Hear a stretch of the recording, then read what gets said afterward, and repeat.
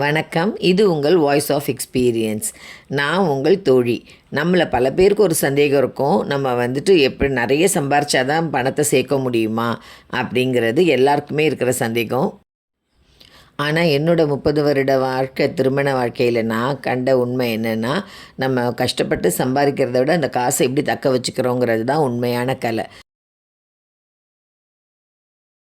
இந்த வீடியோவில் ஒரு இல்லத்தரசியால் நான் ஒரு ரூ. 100 எப்படி ரூ. 1000 மாற்ற முடியுங்கிறது தான் நான் எப்படின்னு சொல்ல போகிறேன். இது ஏதோ பெரிய மாயாஜால வித்தைன்னு நினச்சிக்காதீங்க. நமக்கு எல்லாமே சேமிப்பு தான்.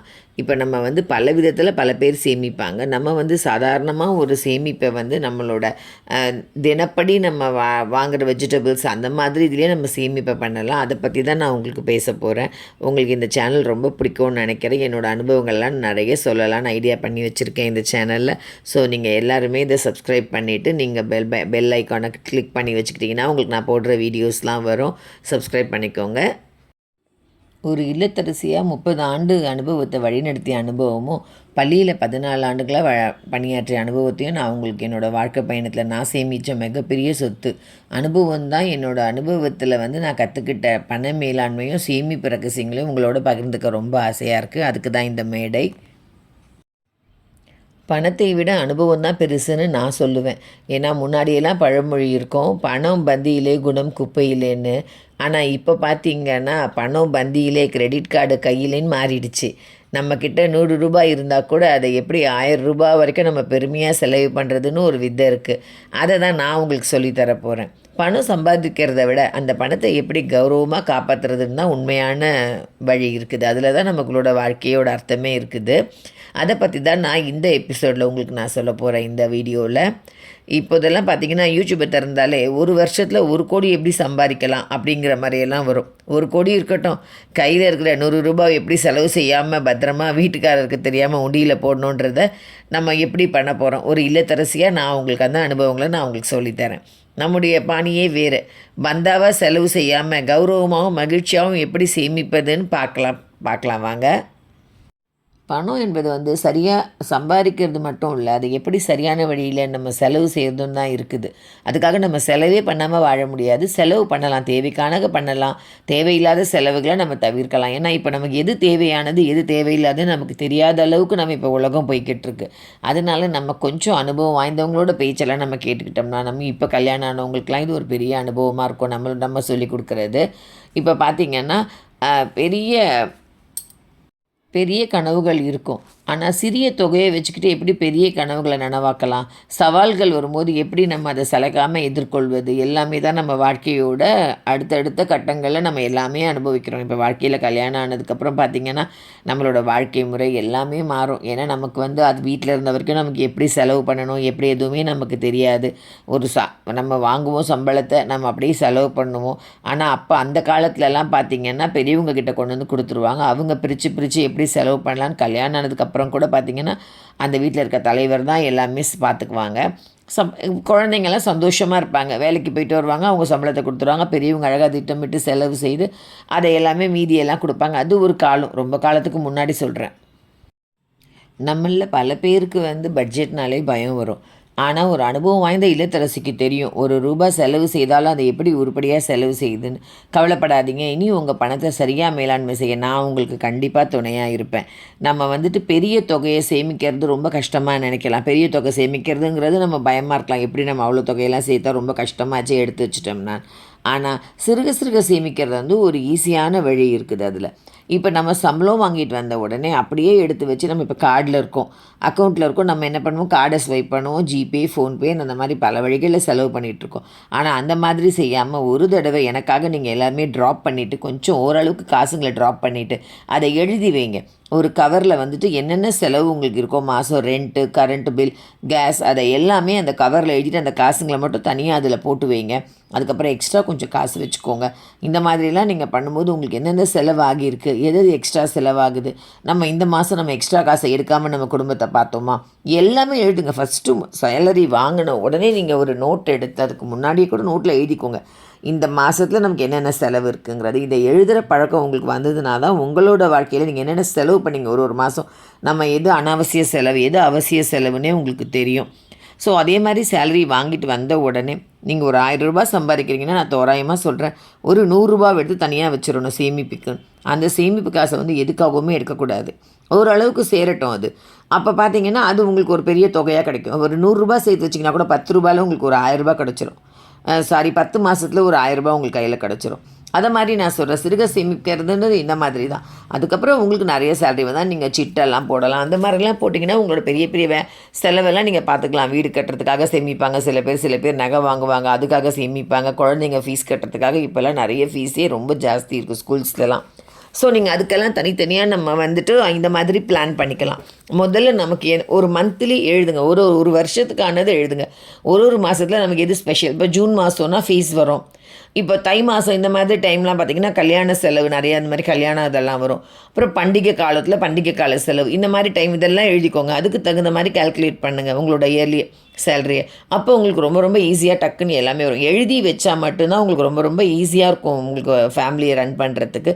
அதே மாதிரி முதல் உங்களோட காசு நீங்கள் எடுத்து வைக்கிறது சேமிப்புக்காக தான் இருக்கும்.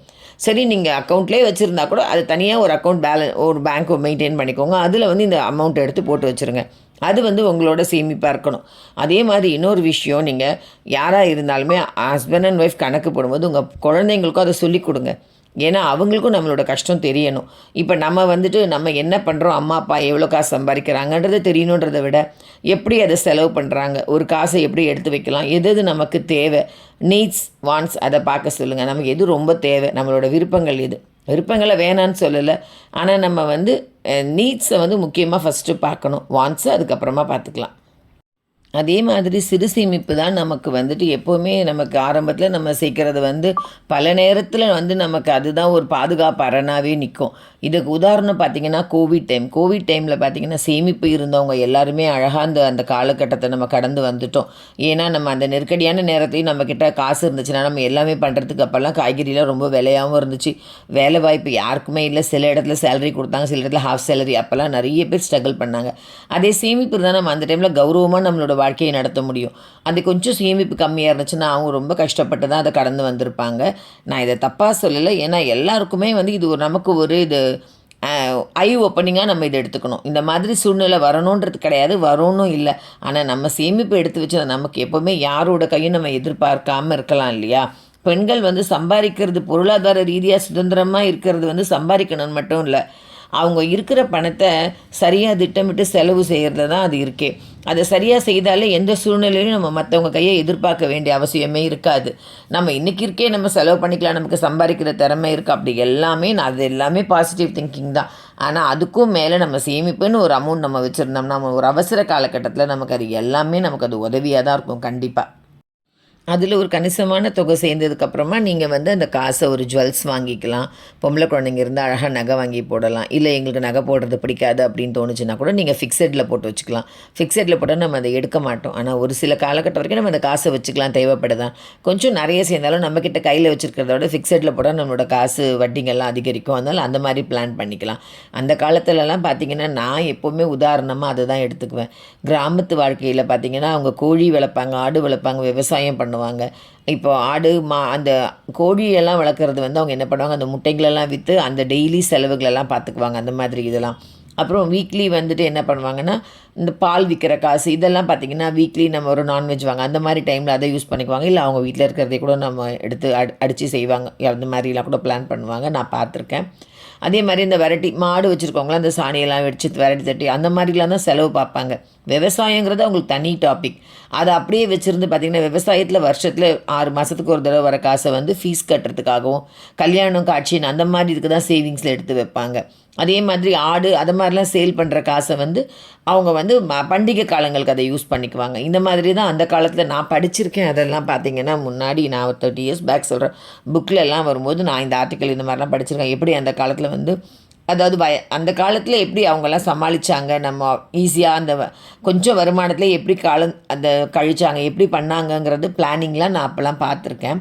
அதே மாதிரி இப்போ நான் ஒரு 30 வருஷத்துக்கு முன்னாடி நான் சொல்கிறதே அப்போல்லாம் பார்த்திங்கன்னா கம்மி சம்பளத்துக்கு தாராளமாக நல்லபடியாக வாழலாம். ஏன்னா அப்போ நமக்கு ரொம்ப எக்ஸ்போஷர் கம்மி. நம்ம ஒரு ஒரு இடத்துல இருக்கோன்னா எப்போ ஒரு தடவை சினிமாவுக்கு போவோம், இல்லை வெளியில் பார்க் பீச் அந்த மாதிரி எப்போது தான் போவோம். இப்போல்லாம் பார்த்திங்கன்னா இறங்கி வெளியில் போனாலே எல்லா இடத்துலையுமே மாலுங்க ஒரு ஒரு இடத்துல இருக்குது. குழந்தைங்கள நம்ம கூட்டிகிட்டு போய் தான் ஆகணும், ஏன்னா கேட்பாங்க அவங்க, நம்ம மாட்டேன்னு சொல்ல முடியாது.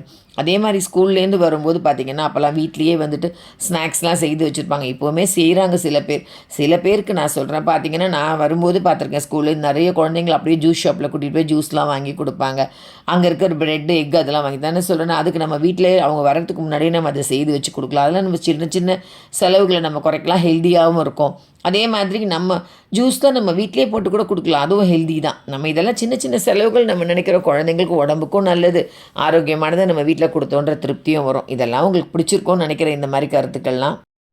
இது என்னோடய ஃபஸ்ட்டு வீடியோ. இனி வரும் வீடியோவில் பார்த்திங்கன்னா நான் ஒரு டாபிக் எடுத்து அதில் எப்படி நம்ம ஸ்பெஷலாக பண்ணுறது. இப்போ பார்த்திங்கன்னா சிறு சேமிப்பை பற்றியே தனியாக உங்களுக்கு நான் சொல்கிறேன். குழந்தைங்களை எப்படி நம்ம ஃபீஸ்க்கெலாம் எப்படி நம்ம பணம் ரெடி பண்ணி எதை மாதிரி சேமிக்கலாம், அந்த மாதிரி ஒரு டாபிக் தனித்தனியாக நான் உங்களுக்கு கொடுக்குறேன். உங்களுக்கு இந்த சேனல் பிடிச்சிருந்தா கண்டிப்பாக லைக் பண்ணிவிட்டு சப்ஸ்கிரைப் பண்ணுங்கள். உங்களுக்கு நான் சொல்கிறது சரின்னு தோணுச்சுன்னா நீங்களும் இந்த சேனலை சப்ஸ்கிரைப் பண்ணிக்கோங்க. அப்புறம் லைக் செய்துட்டு கமெண்ட் பண்ணுங்கள். உங்களை போலயே தேடல் உள்ள உங்களோட நண்பர்களுக்கோ உறவினர்களுக்கோ என்னோடய சேனலை பகிர்ந்துக்கோங்க. கண்டிப்பாக இது உங்களுக்கு யூஸ்ஃபுல்லாக தான் இருக்கும்னு நினைக்கிறேன்.